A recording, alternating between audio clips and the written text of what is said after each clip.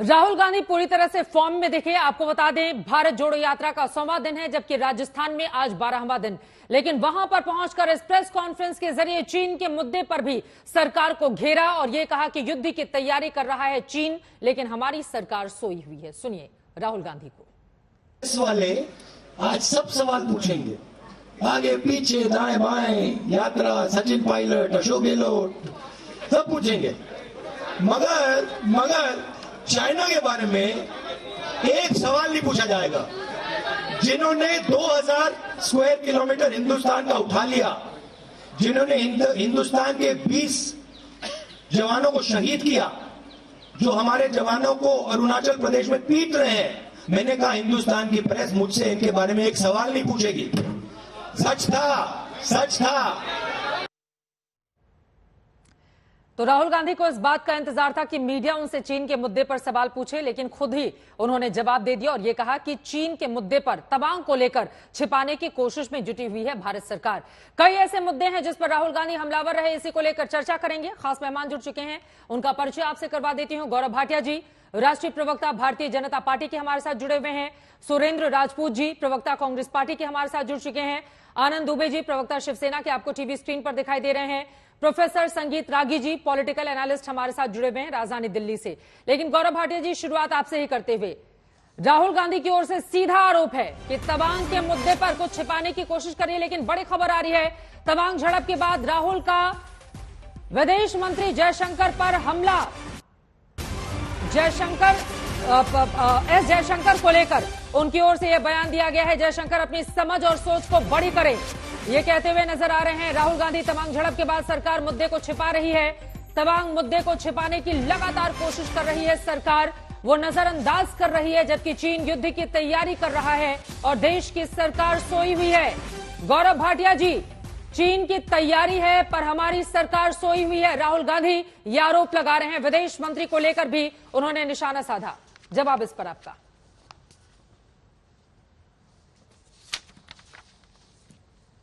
देखिए, ऐसा है कि राहुल गांधी को मोदी फोबिया हो रखा है।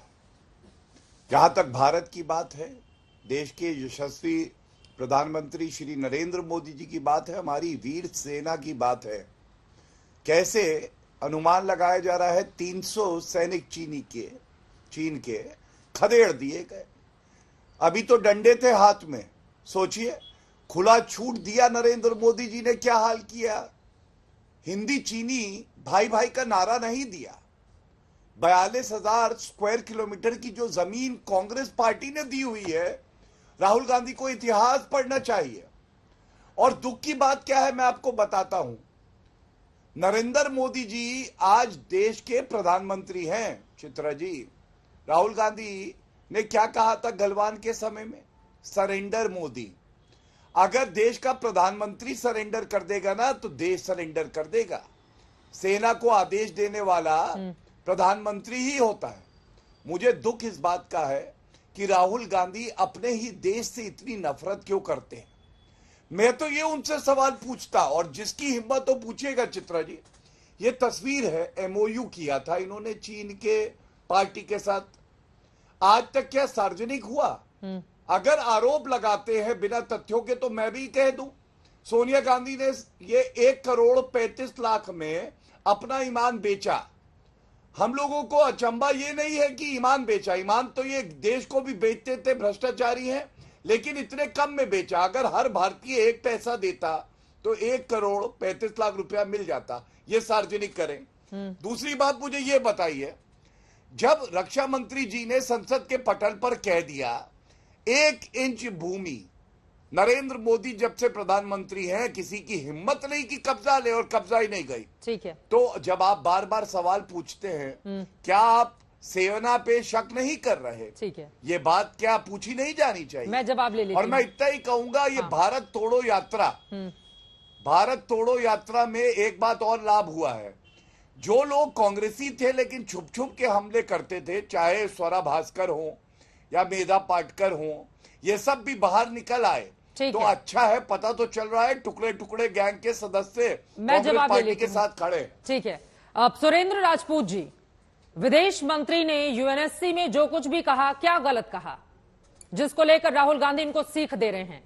बिलावल भुट्टो की क्या इतनी हैसियत है कि वो हिंदुस्तान के प्रधानमंत्री के बारे में इस तरह की अभद्र भाषा का इस्तेमाल करे, और उस पर जो कड़ा जवाब दिया गया है उसकी तो दिल खोलकर आपको तारीफ करनी चाहिए।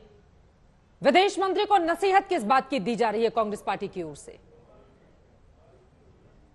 देखिए चित्रा जी, जो बिलावल भुट्टो ने एक अपमानजनक भाषा का इस्तेमाल किया है, उसकी मजम्मत और उसका विरोध देश का एक एक भारतीय करता है, और मैंने भी किया और आपने भी किया। अगर आप चाहें तो आज सुबह का ट्वीट मेरा भी देख ले, सुबह सुबह का है, मेरे ख्याल से तब तो जयशंकर भी नहीं बोले थे।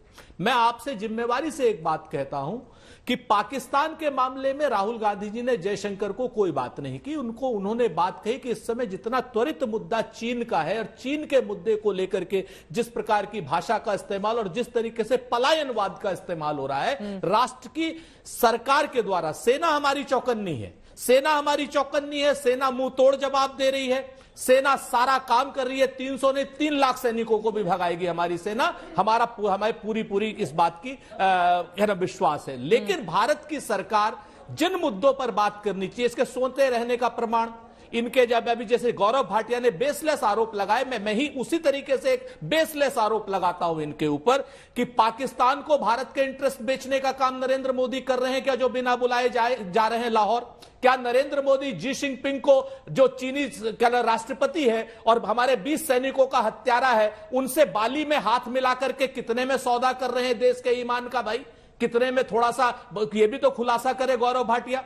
गौरव भाटिया साहब, एक चीज जान लीजिए, अगर एक गंदी चीज बोलेंगे 4 गंदी चीज आपकी तरफ जाएंगी। देश के मुद्दे पर जब हम आपसे सवाल पूछते हैं तो आप इतिहास में चले जाते हैं और हमें ईमान बेचने वाला कहते हैं। आज की डेट में जब चीन से बात होनी चाहिए तो पूरे राष्ट्र की बात भारत की सरकार को करनी चाहिए, और भारत की सरकार का एक अभिन्न अंग है जो विपक्ष है। चीन से क्या बात होनी चाहिए? चीन से क्या बात होनी चाहिए? चीन से तीन तरीके की बात होनी चाहिए। पहली चीज, उसने जो बिल्टअप चाहे गलवान में किया, चाहे उसने बिल्टअप डोकलाम में किया या अरुणाचल में किया, कड़े शब्दों में बिल्टअप को वहां से ध्वस्त होना चाहिए। दूसरा, उनसे जिस तरीके से व्यापारिक रिश्ते करके वो हमारे से ट्रेड इम्बैलेंस कर रहे हैं, हमको निर्यात कर रहे हैं और हमसे निर्यात ले नहीं रहे हैं, उस डिसबैलेंस को आपको खत्म करना होगा। चीन को साउथ चाइना सी में आपको घेरना होगा। आप चीन को कहीं जब तक आप बराबरी पे नहीं लाएंगे, चीन को जब तक, हमारा ही पैसा ले रहा है चीन। और यूसी ऐप में आपको बताऊं, यूसी ब्राउजर, सुन लीजिए चित्रा जी, इंपॉर्टेंट बात है, प्लीज 10 सेकंड और बोलिए जल्दी से। उत्तर दे दो। चीन के तो इतने ये लोग यार हैं, इतने दोस्त हैं कि अपनी पूरी भारतीय जनता पार्टी की 2019 की सरकार बनाने में चीन से मदद लेते हैं, यूसी ब्राउजर ऐप का इस्तेमाल करते हैं।